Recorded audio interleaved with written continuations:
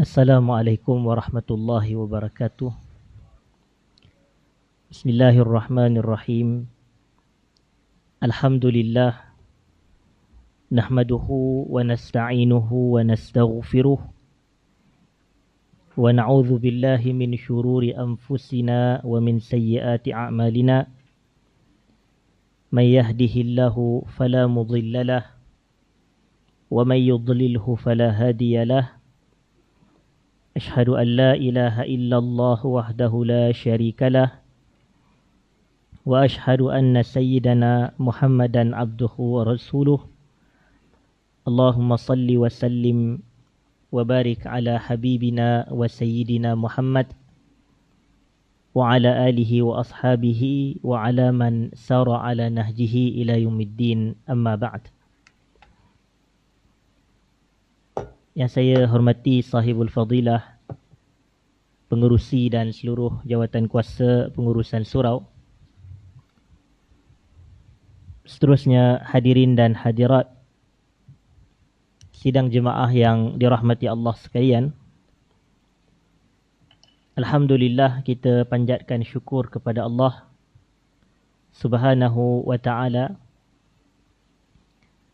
kerana pada malam ini kita dapat bersama sekali lagi berkumpul bagi kita meneruskan majlis perbahasan bulanan kita menggunakan sebuah kitab yang bertajuk At-Tadhhibu fi Adillati Matnil Ghayati wat Taqrib, karangan Al-Allamah Al-Syekh Al-Ustaz Dr. Mustafa Dib Al-Bugha hafizahullah wa ra'ah. Dan majlis kita pada malam ini merupakan majlis kali yang ke-7. Saya minta maaf, majlis kali yang ke-4. Tuan-tuan yang mempunyai kitab boleh lihat pada muka surat yang ke-7. Pada muka surat yang ke-7. Kita nak pergi kepada perbahasan perenggan yang pertama. Kita masih lagi di bawah topik pembahagian air. Dan kita berada pada bahagian yang keempat, iaitu air mutanajis. Air mutanajis. Saya sebutkan dalam kuliah kita yang lepas, tuan-tuan dan puan-puan, air mutanajis ni cirinya ada dua. Yang pertama adalah air yang dimasuki oleh najis dan kuantiti air tersebut kurang daripada 2 kullah. Ciri yang kedua, air itu melebihi 2 kullah dan ia dimasuki oleh najis, namun najis tersebut mengubah salah satu daripada sifat air yang 3. Air tadi melebihi berapa kullah? 2 kullah. Dan najis masuk ke dalamnya, ke dalam air tersebut, dan najis tersebut mengubah sifat air, iaitu salah satu daripada 3 sifat air. Warna atau rasa atau bau. Jadi kalau berubah warna atau rasa atau bau air, walaupun air tersebut kuantitinya melebihi 2 kullah, maka air tersebut dikira sebagai air apa? Mutanajis. Bagaimana yang telah saya sebutkan.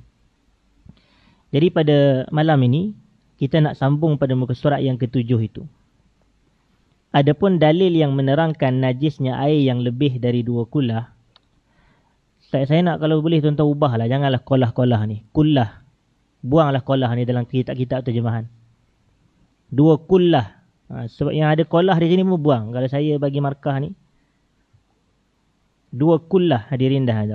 Sebab perkataan kita kolah ni lain. Kolah di sisi orang Melayu lain. Kolah di sisi kita adalah yang di masjid, di surau yang letak air tu. Adapun kullah ini dia adalah isi padu air. Dalam kiraan lama ataupun dalam konteks zaman yang dahulu. Jadi kita kata air yang lebih daripada 2 kullah. Saya bacakan terlebih dahulu dia punya teks di dalam bahasa Arab.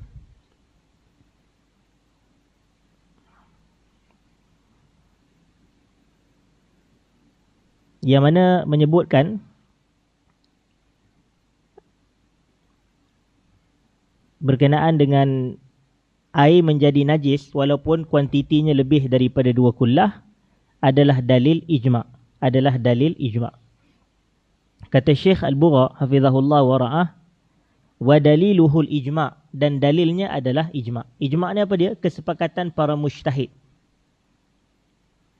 Saya tak sebut kesepakatan para ulama', sebab ulama' ni boleh jadi dia mujtahid, boleh jadi dia tak sampai kepada tahapan mujtahid. Jadi ijma' ni adalah kesepakatan para mujtahid. Ulama' yang mujtahid, tahapan yang tertinggi dalam kalangan ulama'. Mujtahid ni macam contohnya Imam Abu Hanifah, Imam Malik, Imam Syafi'i, Imam Ahmad. Ini mujtahid, level-level mujtahid. Tapi mereka itu mujtahid yang hebat lah. Maknanya yang paling tinggi lah. Mujtahid dia ada pecahan dia. Qala fil majmu'. Imam Nawawi menyatakan dalam kitabnya Al-Majmu'. Qala Ibnul Munzir. Imam Ibnul Munzir berkata, Ajma'u. Para ulama' telah ijma'. Annal ma'al qalil awil kathir idza waqa'at fihi najasatun faghayyarat ta'man aw launan aw rihan fahuwa najisun. Ibnul Munzir ni siapa dia? Imam Ibnul Munzir. Dia ada tulis satu kitab nipis, tajuknya Al-Ijma'. Hadirin dah hadirat. Kitab tajuknya Al-Ijma'.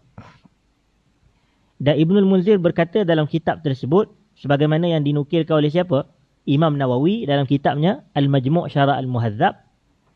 Para ulama' telah berijma', iaitu telah bersepakat, bahawasanya air itu baik ia sedikit atau baik ia banyak, apabila terkena pada air tersebut najis. Idza waqa'at fihi najasatun, apabila terkena pada air tersebut najis.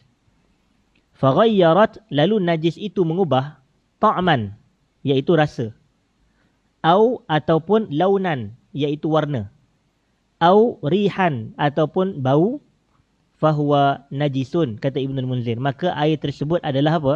Najis. Air tersebut adalah najis. Jadi sebab itu saya kata tadi, air mutanajis ni ada dua.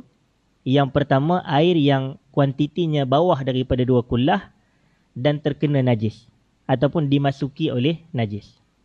Macam air mineral saya ni, masuk najis di dalamnya. Maka sah-sah ia adalah air mutanajis. Kenapa? Kuantitinya kurang daripada 2 kullah. Kurang daripada 2 kullah.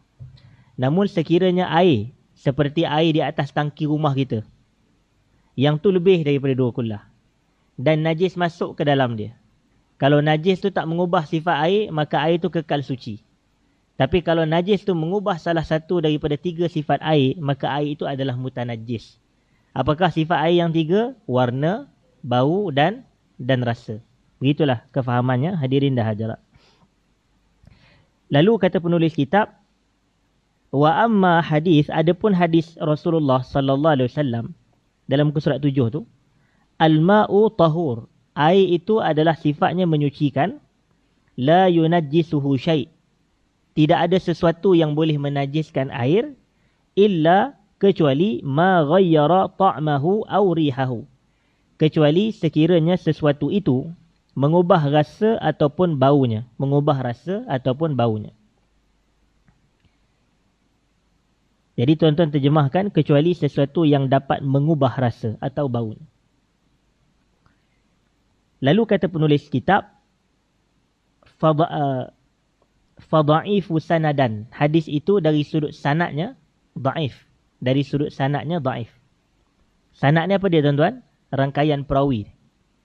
Rangkaian perawi. Kalau tuan-tuan belajar hadis tu yang haddatsana, akhbarana, amba'ana tu, yang tu namanya sanad, rangkaian perawi. Jadi dalam rangkaian perawi hadis tu adanya perawi yang dhaif. Itulah maksud dia. Siapa yang nilai hadis tersebut dhaif? Imam Nawawi. Sebagaimana dikata di sini, qala an-Nawawiyyu, ataupun qala anhu an-Nawawiyyu rahimahullah. Imam Nawawi berkata, la yasihhul ihtijaju bih, tidak sah kita berhujah menggunakan hadis tersebut. Maknanya hadis al-ma'u tahur la yunajjisuhu syai' illa ma ghayyara ta'mahu aw rihahu.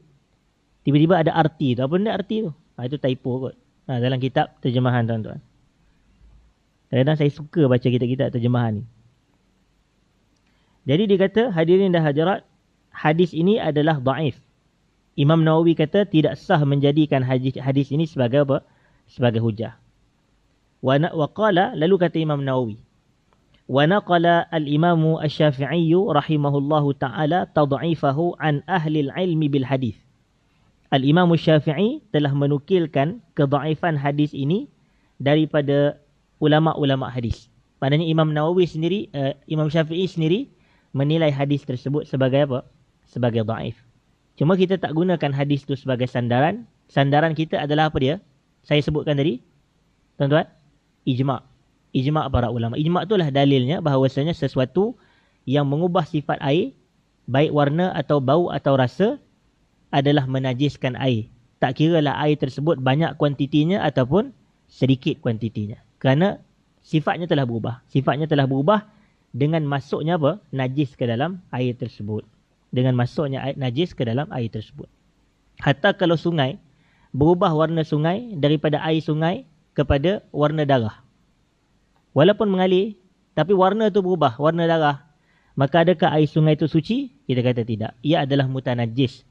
Ia adalah mutanajis. Walaupun air sungai itu kuantitinya melebihi 2 kullah. Macam itulah juga dengan air kolam renang. Kalau kita ada kolam renang dan seumpamanya, najis masuk dan bau tu memang bau bangkai. Keseluruhan air itu bau bangkai. Bangkai najis ke tidak, tuan-tuan? Bangkai adalah najis. Maka dengan air-air itu pun menjadi apa? Menjadi mutanajis. Itulah saya maksudkan. Seterusnya, kata penulis kitab. Di bawah tu, sebelum nombor 3 tu, tuan-tuan, tengok muka surat 7 tu. Wal kullatan 500 ritlin Baghdad taqriban fil asah. Dan 2 kullah itu merupakan 500 ritil. 500 ritil Baghdad. Dan saya memang tak setuju dengan terjemahan ni. Dia kata ukuran 2 kolah adalah lebih kurang 500 liter air. Sebenarnya itu bukan liter, tuan-tuan. Ritil ni bukan terjemahan dia liter. Tapi ni kiraan lama, kiraan Baghdad dulu. Baghdad di Iraq tu. Ni kiraan lama dia. Sepatutnya dia tak payah tulis liter air, dia tulis ritil. Ataupun R-I-T-L, ritil. Sebab ada beza. Liter bukan ritil. Ada beza. 500, saya terjemahan ni memang tidak tepat. Memang berbeza dengan maksud asal ataupun maksud yang tepat, hadirin dan hadirat. Menurut pendapat yang lebih sahih. Iaitu, yang ni baru betul liter. Yang ni bahasa semasa. Air, kata penulis kitab, iaitu kata Syekh Mustafa Al-Bura, dia kata ma yusawi 190 liter takriban. Itu dia punya. Yang ni lebih tepat. Iaitu dengan kadar yang sama 190 liter. Lebih kurang 190 liter. Jadi tuan-tuan tengok, ukuran 2 kolah adalah lebih kurang 500 liter. Iaitu lebih kurang sebanyak 190 liter. Yang mana satu dia nak sebut? Itu yang saya kata kontradik tu. Jadi sebenarnya tambah tolak 500 tu bukan liter tapi ritil Baghdad. Maknanya kiraan zaman dulu. 500 ritil Baghdad tu kalau pada hari ini kita kata lebih kurang 190 liter. Itu dia punya terjemahan yang betul. Lebih kurang 190 liter. Atau jika bekas berbentuk kubus, iaitu kubik, maka tiap-tiap sisinya berukuran 58 cm. Yang ini betul terjemahan ni. Hadirin dan hadirat. Tapi 190 liter adalah dalam kitab At-Tazhib. Adapun dalam beberapa kitab fiqh yang lain berpendapat 2 kullah bersamaan 270 liter. Macam saya pernah sebut kepada tuan-tuan dulu. Dalam pengajian kitab Safinatun Najah. Saya dah kata 2 kullah bersamaan 270 liter. Maknanya 1 kullah bersamaan 135 liter. 1 kullah tu bersamaan 135 liter air. Adapun kalau 190 liter air ni, kita kata 2 kullah. Maka 1 kullah lebih kurang 95 liter air. 95 liter air. 95 tambah dengan 95 bersamaan dengan 190. Hadirin dah 190. Baik. Jadi ada pendapat kata 190 liter dan ada kitab-kitab fiqh semasa. Sebab saya mengajar kitab fiqh ni bukan satu ni je. Ada beberapa kitab lain yang saya ajar. Macam Fiqh Manhaji dan seumpamanya. Jadi dalam kitab-kitab lain ada kata 270 liter air. Kalau 1 liter bersamaan 1000 mililiter, maka 270 liter kali dah dengan 1000 mililiter. Maknanya 270,000 mililiter air. Hadirin dah hadirat. 270,000 mililiter air. Jadi itulah ukuran dia. Yang kita kata 2 kullah. Maka tuan-tuan ingat kaedah dia begini. Jadi ada 3 isu. Ada 3 situasi. Yang pertama, najis masuk ke dalam air. dan kuantiti air kurang daripada 2 kullah. Air itu jadi apa tuan-tuan? Mutanajis. Itu bahasa dia mutanajis. Yang kedua, air masuk ke dalam, najis masuk ke dalam air dan kuantiti air lebih daripada 2 kullah dan sifat air tidak berubah. Jadi status air itu apa? Suci ke mutanajis? Suci, kerana sifat dia tidak berubah.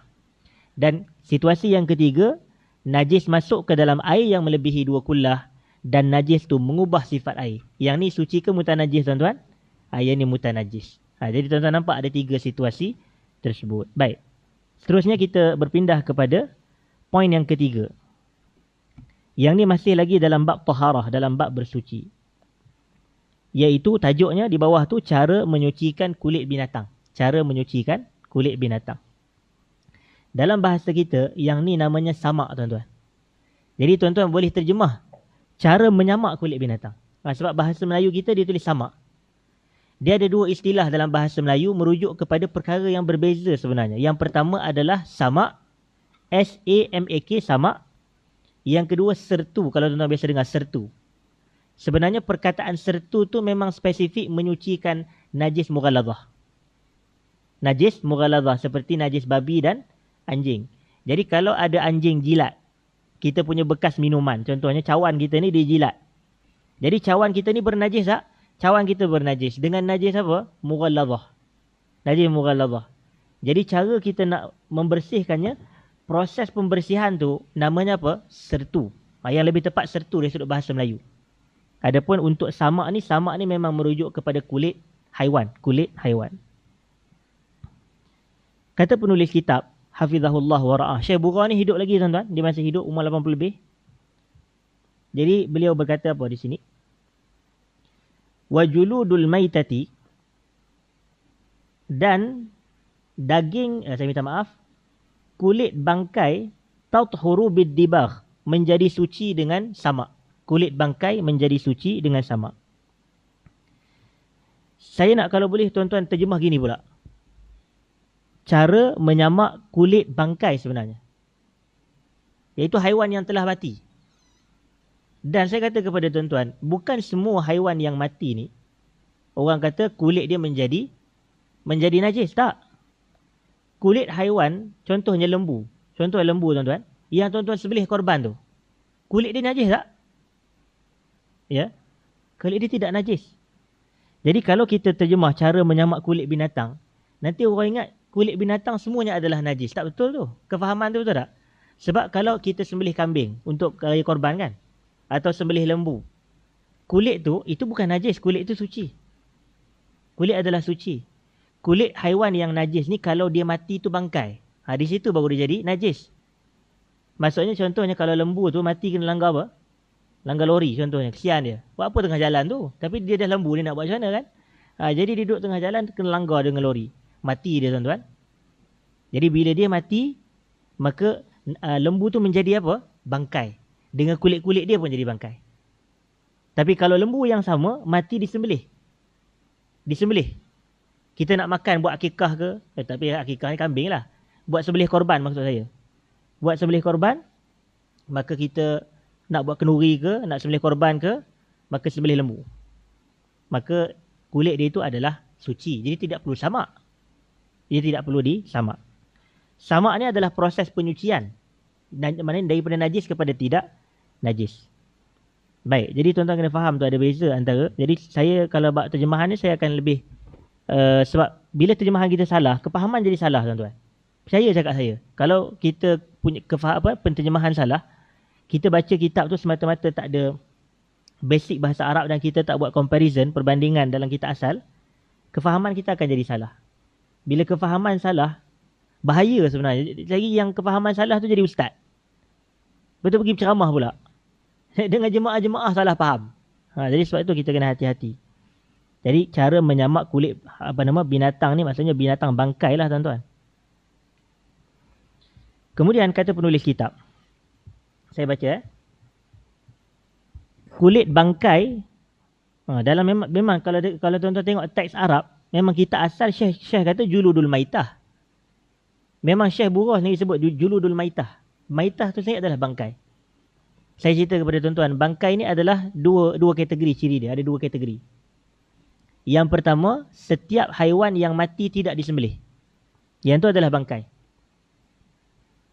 Macam kambing, macam ayam. Melainkan kalau ayam tu, contohnya dia berlari, pang, dia langgar cermin. Contohnya, cermin masjid. Kan ada jenis ayam yang kampung ni, jenis suka lari ni. Langgar cermin masjid tu, tuan-tuan. Kemudian dia menggelupur. Menggelupur mati ke hidup? Masih dah mati ke hidup lagi? Dia masih hidup. Kalau kita cepat-cepat sembelih, boleh makan, halal. Jadi kita pun kena tapi waktu tu mana nak cari pisau.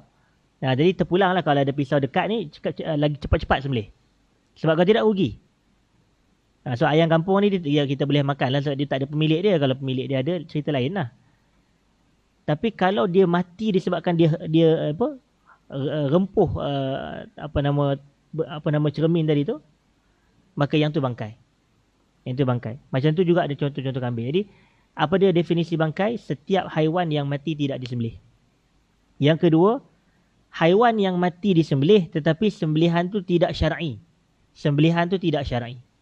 Contohnya sembelih kambing untuk upacara pemujaan. Ada tak berlaku? Boleh jadi berlaku. Macam dulu, zaman dulu kalau tuan-tuan tengok black metal dulu kan. Dia sembelih kambing. Sembelih kambing untuk ritual pemujaan. Yang tu bangkai. Yang tu adalah bangkai. Walaupun dia sembelih. Jadi kita kata, kulit bangkai ni boleh disucikan dengan cara kita menyamak. Tetapi ada tak pengecualian? Ada pengecualian. Illa kecuali jildal kalbi wal khinzir. Kecuali kulit anjing dan babi, tuan-tuan. Wama tawallada minhuma au min ahadihima. Dan anak kedua-duanya ataupun anak salah seekor daripada keduanya. Anak kedua-duanya kita fahamlah, maksudnya anjing campur anjing dapat anak namanya anjing. Babi campur babi dapat anak namanya babi. Itu daripada kedua-duanya. Yang itu betul. Tapi kalau daripada salah satu daripada seekornya, yang tu namanya kacukan. Yang tu namanya kacukan. Contohnya kambing dengan anjing. Dapat anak katakan, hadirin dan hadirat. Kalau lahir anak tu, dengan anak-anak tu pun adalah bangkai ke tidak? Saya minta maaf, anak-anak tu pun adalah najis ke tidak? Ia pun najis. Maknanya kamjing tu adalah najis. Apa dia kamjing? Kambing campur anjing? Kalau wujud lah. Dengan kamjing-kamjing tu pun dia jadi najis mughalladhah, hadirin dan hadirat. Sebab kaedah dia apa dia? Al-kalbu wal khinziru wa ma yatawalladu min far'i ahadihima. Ini dalam kitab-kitab fiqh. Seperti Safinatun Najah yang kita dah belajar dulu. Antara najis mughalladhah adalah anjing dan khinzir dan haiwan yang terhasil daripada salah seekor keduanya. Begitu. Seterusnya, tuan-tuan dan puan-puan saya muliakan, maka kulit anjing, kulit babi dan kulit haiwan tidak menjadi suci dengan samak. Maknanya ia kekal apa? Kekal najis. Ia kekal najis.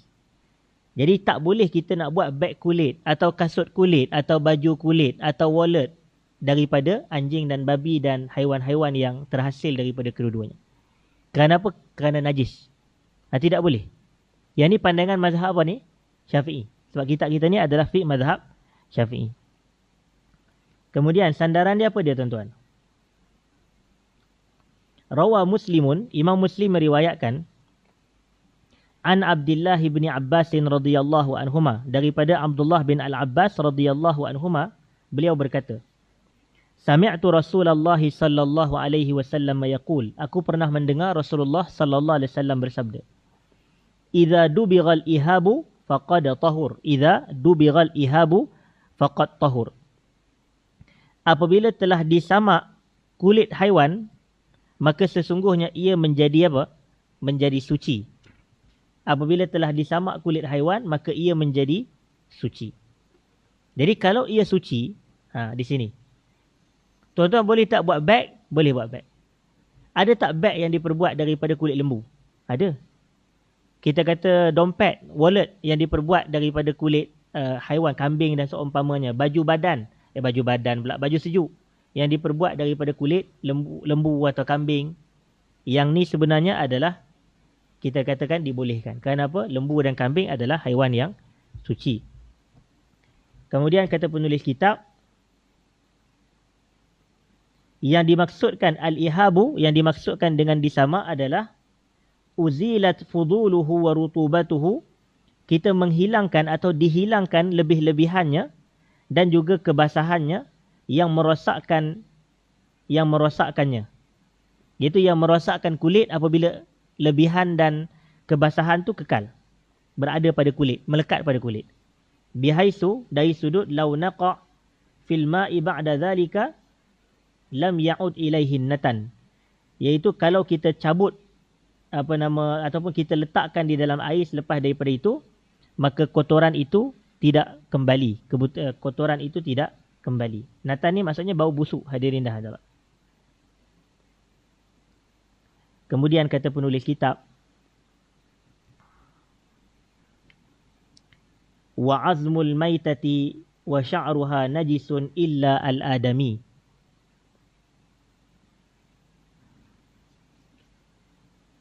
Saya ulang balik. Wa azmul maitah wa sya'ruha najisun illa al-adami.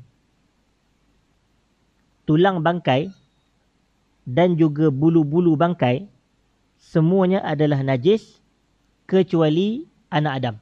Iaitu kecuali manusia. Kecuali manusia. Kita dah sebut tadi apakah pengertian bangkai. Saya katakan tadi bangkai adalah setiap haiwan yang mati dalam keadaan tidak disembelih. Ataupun dia mati disembelih tetapi sembelihan itu tidak apa? Tidak syar'i. Jadi ini adalah bangkai. Dan tulang bangkai. Macam contoh tadi lembu mati kena langgar lori. Maka lembu tu adalah bangkai. Tulang dia suci ke najis? Kita kata tulang dia adalah najis. Tulang dia adalah najis. Dan semua bulu-bulu badan dia juga dikategorikan sebagai apa? Sebagai najis. Kerana ia adalah bangkai. Allah kata, hurrimat alaikumul maitatu. Diharamkan ke atas kamu bangkai. Waddamu, darah. Walahmul khinzir. Dan juga daging khinzir. Hadirin dah hadirat. Kecuali tulang dan bulu manusia. Kalau tuan-tuan terjemahkan macam dalam kitab tuan-tuan surat 8 ni, dia kata kecuali tulang dan apa tu? Rambut manusia kan? Sebenarnya yang lebih tepat adalah bulu. Bulu badan manusia ni. Yang mana bulu badan manusia tu lebih luas berbanding rambut. Rambut ni memang spesifik di kepala. Tapi kalau kita sebut bulu badan, dia mencakupi misai lah, bulu hidung lah, jambang lah, janggut lah, bulu-bulu badan, bulu lengan, bulu kaki dan seumpamanya. Tuan-tuan dan puan-puan. Jadi semua tu bagi anak Adam adalah suci. Walaupun selepas dia apa? Meninggal dunia. Anak Adam ni tak dinamakan sebagai bangkai selepas dia mati. Manusia tak dinamakan sebagai bangkai selepas kematiannya. Kenapa? Kerana Allah kata walaqad karramna bani Adam. Kami telah muliakan anak Adam. Jadi itulah dalil dia. Walaqad karramna bani Adam. Sebagaimana anak Adam tu mulia semasa dia hidup, dia juga mulia selepas dia mati. Kalau kita kata dia bangkai selepas dia mati, maka itu menghina bukan memuliakan manusia. Kalau kita kata dia bangkai selepas mati. Jadi itulah dalilnya walaqad karramna bani Adam. Bagaimana muka surat 8 tu pun ada disebutkan. Kemudian penulis kitab dia menjelaskan tentang definisi bangkai.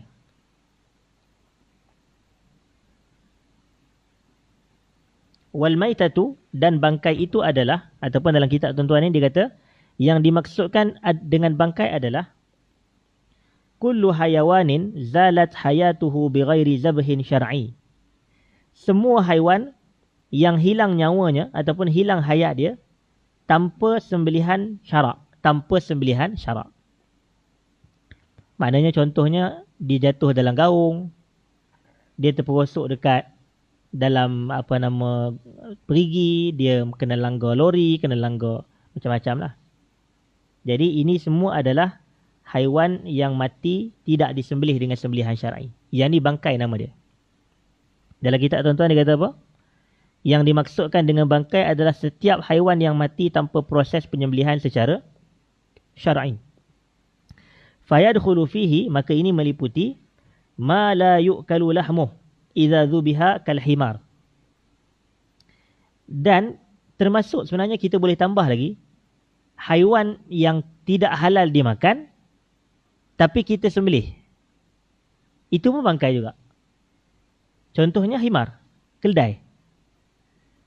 Walaupun keldai ni mati disembelih, tapi oleh kerana ia tidak halal dimakan, maka ia juga adalah bangkai. Ia juga adalah bangkai. Dia kata, fayadkhulu fihi ma la yu'kalu lahmuhu idza dhubiha kal himar. Termasuk semua binatang yang haram dimakan walaupun telah disembelih, contohnya daging keldai. Wa ma yu'kalu lahmuh, dan termasuk juga haiwan-haiwan yang dimakan dagingnya, idza lam tatawaffaru syurutu zabhihi. Semua haiwan yang halal dimakan tetapi tidak mencukupi syarat-syarat sembelihan, pun bangkai juga. Yang ni contoh macam saya kata tadi lah, kambing. Kambing halal dimakan tapi tidak menepati syarat-syarat sembelihan. Tidak menepati syarat-syarat sembelihan. Contohnya apa dia? Kadzabihatil murtad. Sembelihan orang yang murtad. Kawan tu dia murtad. Dia sembelih kambing. Maka kambing dia itu adakah menjadi halal dimakan ataupun tidak? Sebenarnya tidak. Kerana ia dikira bangkai. Kerana tak cukup syarat sembelihan. Mestilah penyembelih tu Islam. Mestilah penyembelih tu orang Islam. Wa illam yakun fihi dararun bis-sihah. Sekalipun tidak terdapat padanya kemudaratan bagi kesihatan manusia ni.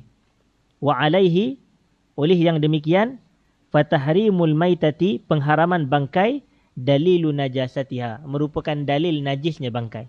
Bila Allah kata hurrimat alaikumul maitah, diharamkan ke atas kamu bangkai. Bila Allah kata haram bangkai, menunjukkan bangkai adalah najis. Cara faham dia macam tu. Hurrimat alaikumul maitatu waddamu walahmul khinzir. Diharamkan ke atas kamu bangkai, darah dan juga najis babi, daging babi. Tuan-tuan perasan tak? Bangkai adalah najis, darah adalah najis dan daging babi pun adalah najis. Jadi dipahami daripada ayat tu, bila Allah kata ia haram, maka automatik ia adalah najis. Begitulah kefahaman kita. Seterusnya kata penulis kitab, wa ammal adamiyu, adapun manusia ni, fala tanajjasa maitatuh. Najis, bangkainya tidak, mayatnya tidak menjadi najis. Kenapa? Wa kadzalika ajza'uh, demikianlah anggota tubuhnya. Macam bulu-bulu badan dia, kulit dia, tulang dia, selepas dia mati tidak menjadi najis. Liqaulihi ta'ala, berdalilkan firman Allah Subhanahu wa ta'ala, walaqad karramna bani Adam. Itulah dalil dia. Sesungguhnya kami telah memuliakan anak Adam.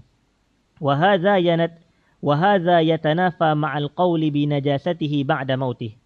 Dan ini akan ternafi kalau kita kata yang mayat manusia adalah najis selepas mati. Sebab katanya kami telah muliakan anak Adam, tapi selepas dia mati dia menjadi bangkai atau dia menjadi najis. Yang ni bersalahanlah dengan ayat Quran tadi. Itulah maksud penulis kitab.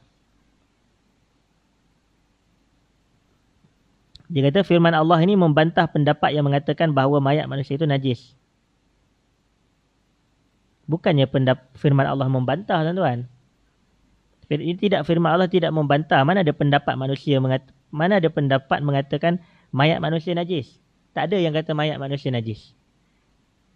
Poinnya dekat sini adalah macam yang saya sebut tadi. Allah kata kami telah muliakan anak Adam. Kalau kita kata anak Adam, iaitu manusia yang telah meninggal dunia, mayat tu adalah najis, maka kenyataan kita itu akan ternafi. Maknanya akan akan bercanggahan dengan ayat Quran yang kata walaqad karramna bani Adam. Jadi sebab itu kita kata mayat manusia ataupun jenazah manusia adalah suci. Ia tidak najis dan ia tidak bangkai, hadirin dan hadirat. Dan menerangkan bahawa daging manusia haram dimakan kerana kemuliaan atau kehormatannya. Betul? Yang ini betul. Dan haram untuk kita memakan daging manusia kerana kemuliaan daging manusia tersebut. Itu kerana kehormatan dirinya. Baik. Seterusnya yang keempat, yang terakhir untuk malam ini. Kita tengok hukum menggunakan bekas daripada emas dan perak pada muka surat yang ke-9. Wala faslun, kata penulis kitab, wala yajuzu isti'malu awaniz zahabi wal fiddah. Tidak boleh untuk kita menggunakan bekas-bekas minuman yang diperbuat daripada emas dan juga perak. Yang diperbuat daripada emas dan perak. Tak boleh. Contohnya kalau macam cawan daripada emas. Cawan daripada perak sebagai contohnya. Kita gunakan cawan tu untuk tuang air ni. Dan kita minum daripadanya. Yang ni hukum dia haram, hadirin dan hadirat. Seterusnya dikatakan di sini sandarannya apa dia?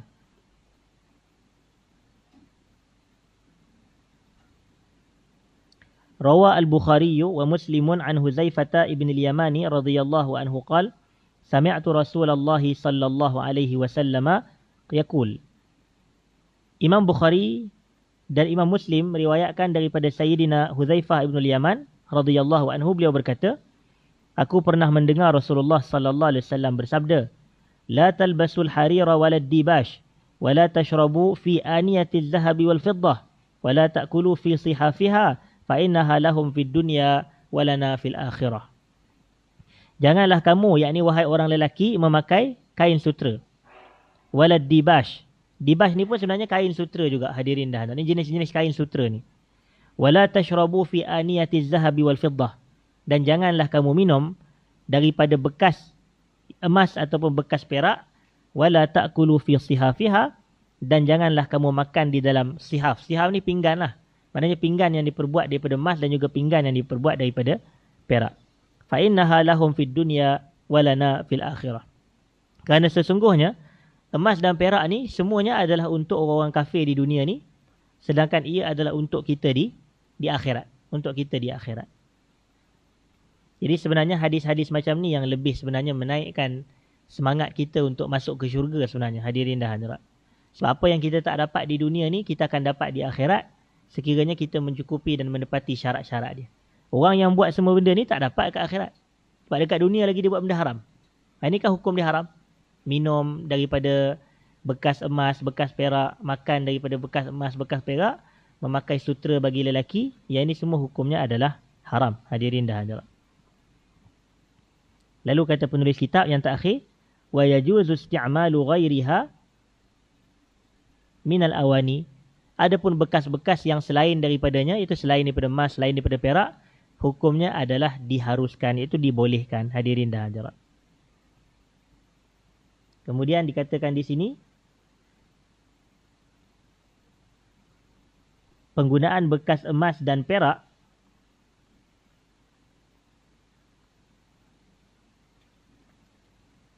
untuk selain makan dan minum sama hukumnya dengan menggunakannya untuk makan dan minum. Yakni sama-sama haram. Lelaki dan perempuan dalam masalah ini sama. Main dalam isu minum dan makan daripada bekas emas dan perak ni untuk lelaki dan perempuan sama. Tapi isu pemakaian sutera tu tak sama. Yang sutera tu haram kepada lelaki sahaja. Cuma penulis tak sebutkan di sini sebab dia tengah fokus tentang isu penggunaan bekas dan emas dan perak untuk selain makan dan minum. Maknanya kalau dia tak guna untuk makan dan minum pun hukum dia adalah haram. Sebab haram dengan apa? Dengan dalil qiyas. Dengan dalil qiyas. Yang ada dalil hadis apa dia? Makan dan minum. Tapi kalau penggunaan tu bukan untuk makan dan minum, boleh jadi untuk simpan, perhiasan. Jadi itu pun hukumnya adalah haram. Kerana apa? Tuan-tuan hadirin dan hadirat, kerana qiyas, dalil qiyas kepada hadis tersebut. Okey, baik. Saya nak jawab satu soalan ditanyakan di sini. Ustaz, apa status haiwan yang asal halal, kambing, tapi menyusu badan anjing atau babi? Maknanya ada kambing tu, dia menyusu anjing contohnya. Adakah apa status kesucian dia? Wallahu alam, haiwan seperti ini dinamakan sebagai jallalah, tuan-tuan. Jallalah. Jallalah ni maknanya haiwan yang makan makanan kotor.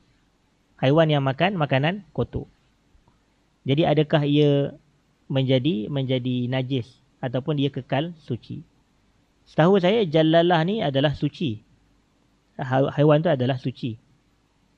Cuma berkenaan dengan isu dia minum susu susu babi atau susu anjing ni tadi. Di sini saya tidak begitu pasti jawapan dia. Saya kena semak semula. Saya takut jawapan tu silap. Hadirin dan hadirat. Tapi jallalah tu setahu saya hukumnya adalah suci. Sebab kalau makanan kotor ni isu lain, macam kotoran-kotoran. Tapi yang ni adalah susu daripada anjing ataupun babi, yang mana babi dan anjing adalah najis mughaladzah. Najis mughaladzah. Wallahu a'lam. Ini saya akan semak semula. Jadi memadai dahulu sekadar itu perbahasan kita pada malam ini, tuan-tuan hadirin dan hadirat. Saya minta maaf jika ada salah dan silap. Aqulu qawli hadza, astaghfirullahal azim li wa lakum. Assalamualaikum warahmatullahi wabarakatuh.